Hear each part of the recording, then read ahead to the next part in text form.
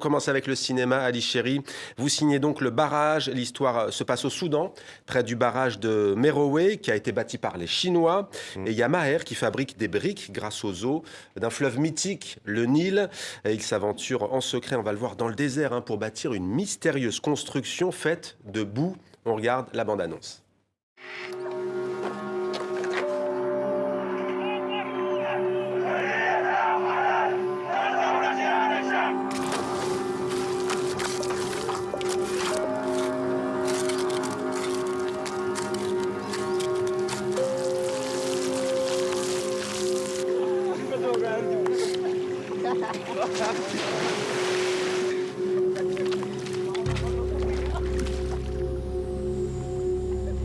اطلع لنا خلي الجماعه دول ياخذوا في مصاريهم ما تعمل لنا معاكسات يا بوس طلعت زنقات انت عايز تاخذ حق ما حقك عادله بس لا عايز تاخذ حق ما حقك انت ده حقك اللي انت المفروض تاخذه عادله لا انا ما في كلام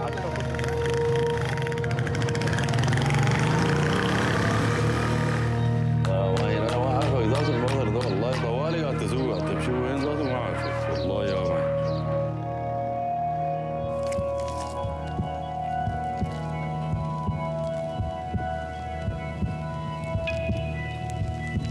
الشباب ده قال لي تعال يستحمى لكن انا ما ادري هو تسدي بعد.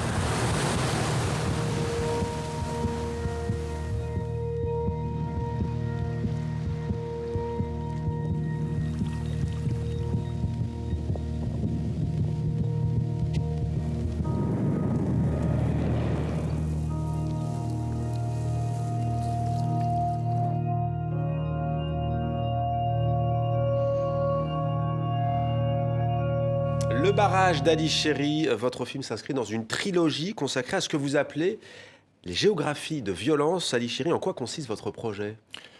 C'est un projet que j'ai commencé depuis plusieurs années. Donc, il y a 2 autres courts-métrages, pour moi, qui font partie de ce même projet. Moi, j'appelle ça une trilogie tellurique. C'est autour de la Terre. Et donc, le point de départ, à chaque fois, c'est un paysage, un lieu où il y a eu un événement violent. Et comment, à travers les manifestations matérielles de la violence, donc ce que la violence produit comme matérialité, on arrive à reconstituer cette histoire. Donc, une entrée dans l'histoire à travers les manifestations matérielles. Et le Soudan, c'est un grand pays et à des centaines de kilomètres de cet endroit, de cette briqueterie, eh bien, il y a le mouvement de contestation contre le régime soudanais, à l'époque le président Omar al-Béchir. Il y a la répression, mais pour autant, cette violence, on la voit là encore, comme dans toute votre œuvre, on ne la voit jamais. Pourquoi ? C'était important pour moi de ne pas participer à la production des images de violence. Donc, c'est une manière aussi de la rendre visible sans la réactiver de quelque part. Et donc, dans le film se passe pendant du début de la révolution jusqu'aux chutes du régime d'Omar al-Béchir et un peu après la répression violente donc, par l'armée d'Omar al-Béchir. Et donc, voilà, cette histoire de la révolution, elle arrive dans le film juste à travers la radio, la télé, donc un peu comme une métaprésence politique. Oui, on voit Maher qui écoute la radio le matin quand il se lève, qui prend les informations et le nombre de morts d'ailleurs de cette répression. La révolution soudanaise, c'est intéressant parce qu'au départ, elle n'était pas prévue dans ce film. Elle s'est invitée, d'abord elle a perturbé le film et le tournage, et puis finalement vous en avez fait un des acteurs. Exactement. Donc, j'avais commencé à travailler sur ce film en 2017. Donc, le Soudan était encore sous la dictature d'Omar al-Béchir. En 2019, on était parti pour commencer à tourner. Et donc, à ce moment-là, c'était le début des premières manifestations. Et on était sur place lors le coup d'État et la chute du régime. Donc, au fait, ce qu'on voit dans le film, c'était exactement ce qui se passait pendant le tournage.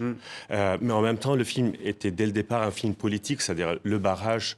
Pour moi, c'était un peu de parler aussi de ces régimes autoritaires qui s'imposent, qui créent une disruption dans la vie, dans tout ce qui est autour. Donc voilà, donc c'était un film politique, mais l'actualité politique l'a rattrapé et qui a rentré dans la fiction. Et il y a justement la fiction, il y a une créature qui va apparaître et qui matérialise ce qu'on pourrait appeler le syncrétisme dans un pays à majorité musulmane.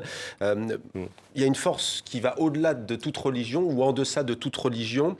Qu'est-ce qui vous a amené à créer cette image un peu, on va dire, onirique ?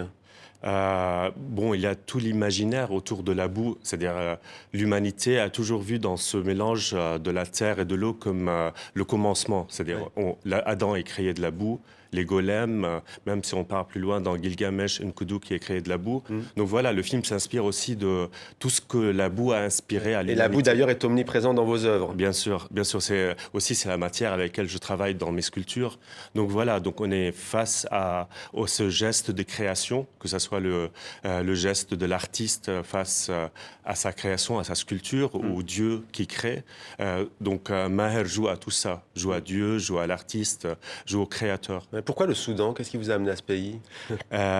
Donc dans la trilogie, donc le premier film, il était tourné au Liban, le deuxième aux Émirats Arabes Unis, et là je voulais partir déjà à une terre où il y a de l'eau. En fait, c'était le Nil qui m'a attiré au départ, et quelque part ça créait un triangle au fait sur cette partie du monde arabe qui m'intéressait. Donc voilà, c'est des points d'ancrage comme ça.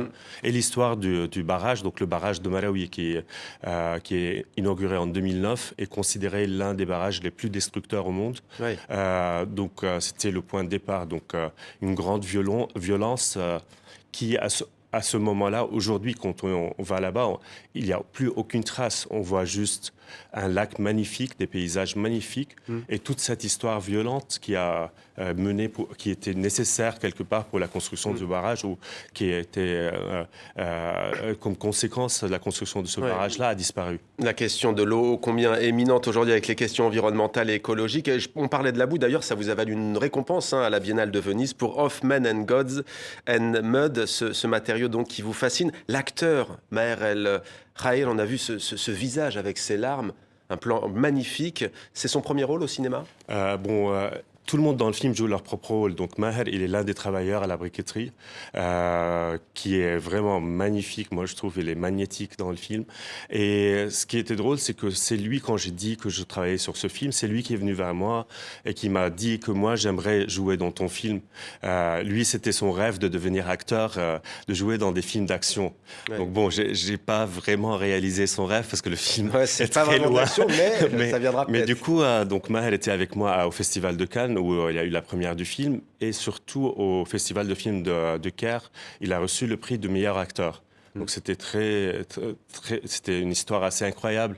Quelqu'un qui rêvait toute sa vie de devenir acteur et qu'il arrive là. Donc voilà, c'est un projet qu'on a porté ensemble, moi et Maher.